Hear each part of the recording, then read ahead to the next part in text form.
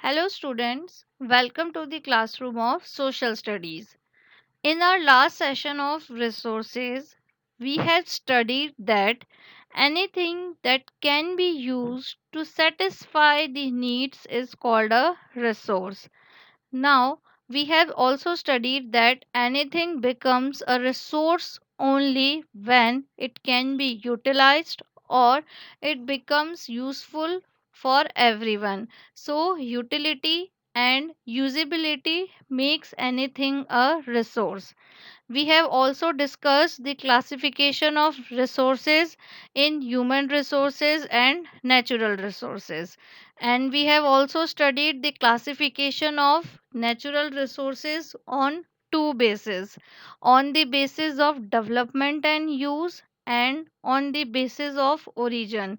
On the basis of development and use, they can be classified into actual and potential resources, and on the basis of origin they can be classified into abiotic and biotic resources. Now we will see further classification of natural resources. On the basis of stock, natural resources can be classified into renewable resources and non renewable resources. Renewable resources, those which get renewed or replenished quickly. It means after using these resources, they can be renewed easily. For example, water, solar, and wind energy. Non-renewable resources, those which don't get renewed or replenished quickly, and those which have limited stock. So we have to ensure that non-renewable resources are used in judicious manner, otherwise they will become exhausted.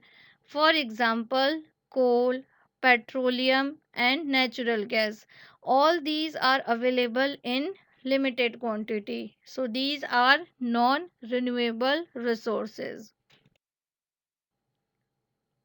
On the basis of distribution, natural resources can be classified into ubiquitous resources and localized resources.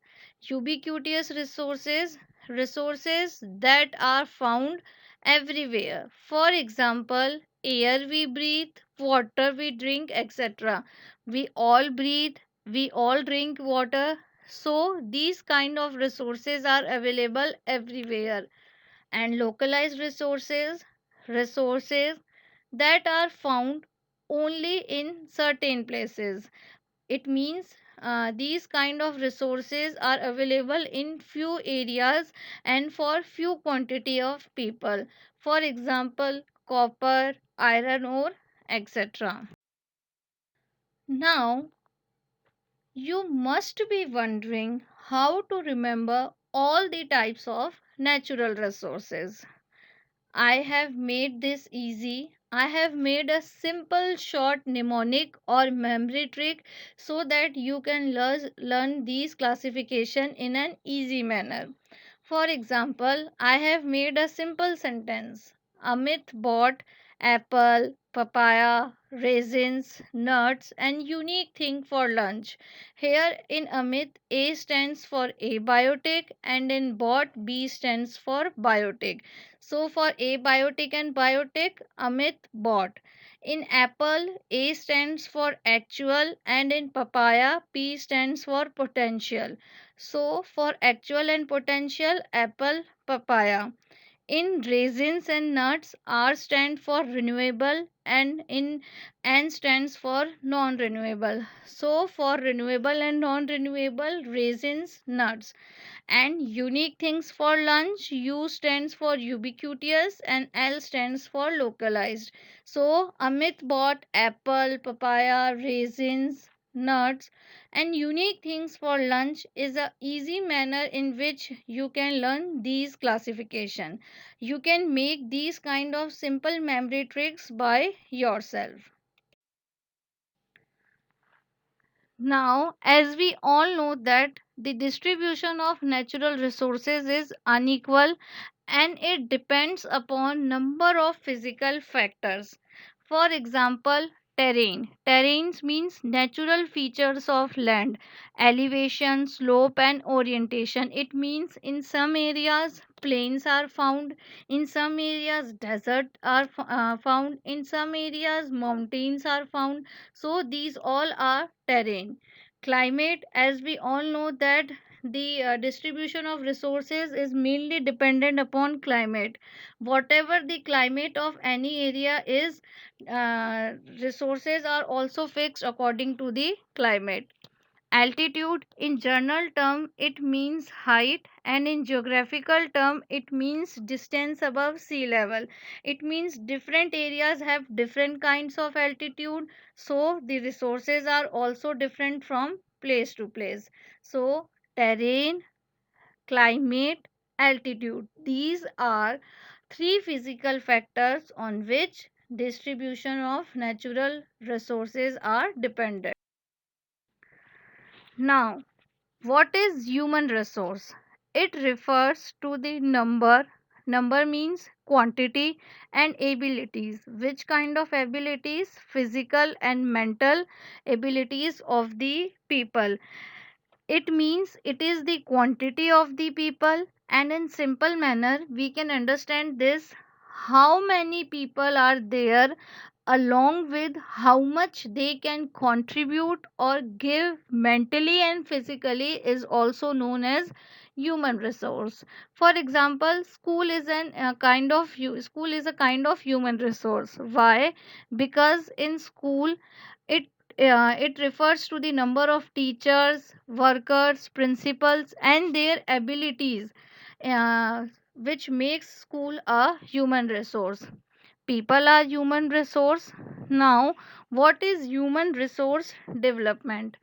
Improving the quality of people's skills so that they are able to create more resources is known as human resource development. It means when we improve the quality of people's skill, when we provide them facilities so they can so that their skills can be improved, then they are able to create more resources, which is known as human resource development. For example, technology is human made resource, and when we have improved the quality of people's skill, technology is also getting better and better. Now, what is human made resource? Sometimes natural substances become resources only when their original form has been changed. These are known as human made resources. For example, we use many minerals for construction like granite, limestone, gypsum, etc. These become resources only when we use them. It means human made resources are those resources which are obtained by modifying the natural resources. In this example, granite, limestone, gypsum, and many other minerals become useful and resource only when we modified them for our use. So, human made resources are obtained by modifying the natural resources. Now, the most important thing of this chapter: conservation of resources. First of all, you should know what is resource conservation. Using resources carefully. Pay attention to this: using resources carefully and giving them time to get renewed is called human resource conservation. It means we should ensure that resources are used in very planned and careful manner, otherwise they might get perish. We should use these resources judicially, and we should also provide some time to them so that they can renew themselves and again available for our use. So using resources carefully and giving them time to get renewed is called human resource conservation. Now, what is sustainable development? Sustainable development is also linked to the conservation of resources. It means balancing the need to use resources and also conserve them for the future is called sustainable development. You can understand this by simple trick: balancing between using and saving. Remember, this balance between using and saving is known as sustainable development. It means how much resource I have and how much should I be using resources in a periodical, regular, and well conserved manner so that the resources can be available for our future generation is known as sustainable development. Creating or maintaining a balance between using and saving is known as sustainable development. Now, why the conservation of resources is necessary? You all know that most of the natural resources are limited in stock. For example, water. Even some of the renewable resources can become scarce if they are not used judicially. It means if we don't use resources carefully, they will become scarce. For example, excessive exploitation of water. It is very necessary to conserve the water as we are already facing the problem of scarcity of water. Why? Because we have exploited the water in a very excessive manner. Coal and petroleum are going to be exhausted in the near future. As I have told you earlier, these are available in limited quantity.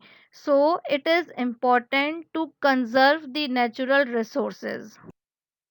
Now, you must be thinking, how can we conserve the resources?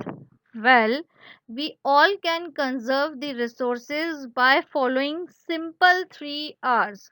I am repeating again, by following the simple 3 R's. First R is reduce.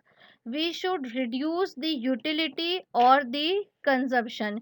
For example, I am giving you a very simple and short example.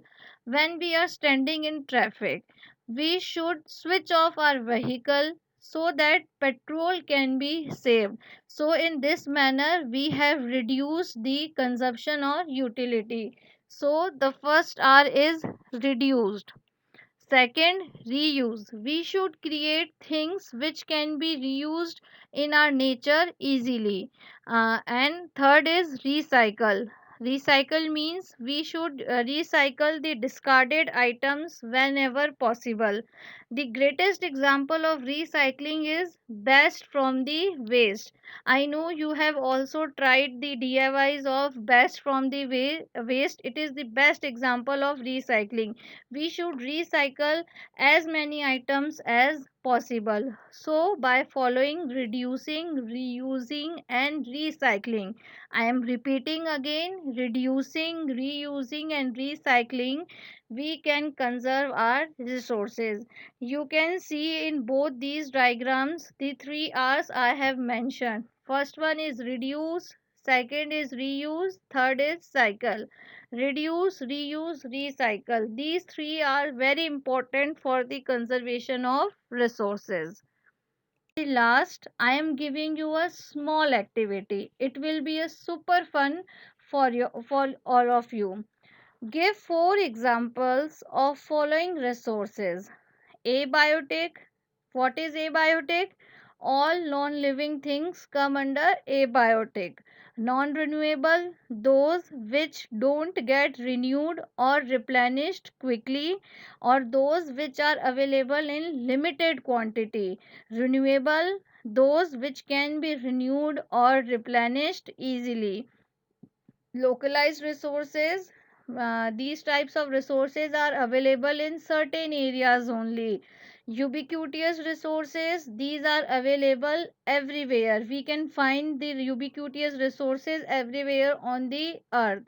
Human made resources, I have told you when we modified the natural substances, these are human made resources. So you have to give four examples of these resources. Thank you.